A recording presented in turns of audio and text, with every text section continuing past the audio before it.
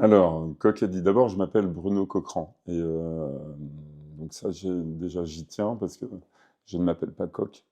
Mais bon, voilà, je suis un ancien joueur pro de basket euh, qui n'était pas destiné à jouer au basket puisque je n'aimais pas le basket à l'origine. Mais malgré tout, j'ai fait 16 ans de carrière. J'ai même eu le grand bonheur d'être international d'un sport que je n'aimais pas à la base.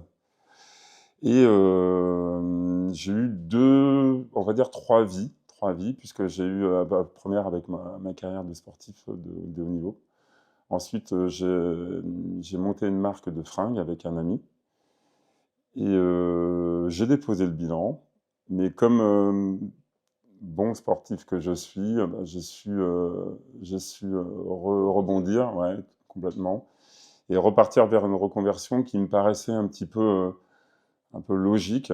Euh, Reconversion pas dans le basket, mais dans le sport d'un point de vue général, puisqu'à l'origine, je n'aimais pas le basket particulièrement, mais j'aimais le sport. Et je me suis réorienté vers une filière d'éducateur sportif. J'exerce depuis à peu près 12 ans maintenant. J'en suis à ma 12e année maintenant. Donc Coq, c'est parce que je m'appelle Bruno Coquerand et qu'à l'origine, à Villeurbanne, j'avais un coach qui s'appelait Grégor Bogno et qui m'appelait Coq.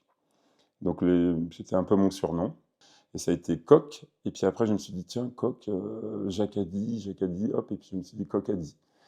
Et comme je demande beaucoup de choses aux gens, ben voilà, ça fait Coq a dit. Et puis maintenant, voilà, ça fait 12 ans que je travaille avec ça et que les gens entendent ce nom semaine après semaine.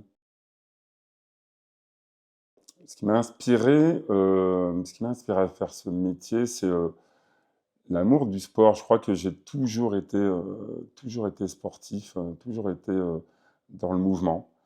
Je me souviens de mon enfance où ma mère m'avait acheté alors pour ne pas faire de pub, mais malgré tout, c'était tellement un truc que j'aimais.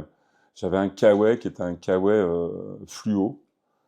Alors, mais vraiment le truc hyper fluo. Et puis, j'étais tellement content d'avoir ce truc. J'avais l'impression d'être un sportif avec ce machin-là. Et puis, je partais, j'allais courir. Et donc, je suis incapable de dire à quel âge vraiment j'ai commencé à courir comme ça, quoi.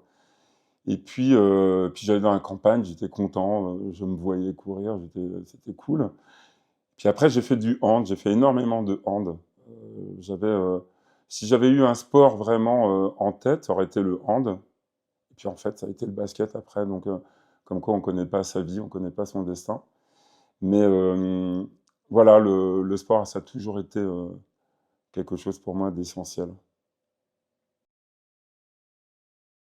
Maintenant, je travaille dans la jungle. Donc, j'ai créé une salle il y a quelques années. Maintenant, je crois qu'on en est à la deuxième année ou troisième année. Et cette salle, c'est un lieu où je reçois des petits groupes. Donc, ça va du coaching individuel au groupe un petit peu plus élaboré, jusqu'à 10 personnes. Je souhaite vraiment inculquer des valeurs et des bases fondamentales pour que les gens puissent à terme être indépendants. Pour moi, un bon sportif et un bon coach, lapsus, hein, un bon coach, c'est quelqu'un qui rend les gens indépendants. Et en ayant des petits groupes, je peux être au mieux dans l'observation et dans la reprise et dans justement l'éducation de mes adhérents. Je travaille effectivement dans ma salle, mais je travaille aussi au sein des entreprises, où les entreprises viennent me voir dans la jungle, ou alors je vais sur les sites. Et puis après, je travaille aussi d'une autre façon, c'est que j'organise des stages, dont un stage on part mardi prochain, là, on part mardi prochain en Martinique, avec 10 personnes.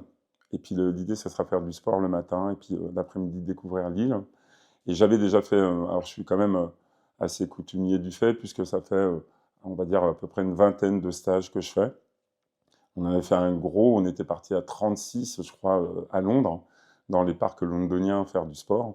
Mais sinon, d'un point de vue général, j'ai 1 à 2 stages, en particulier sur l'île de Ré, que j'organise par saison.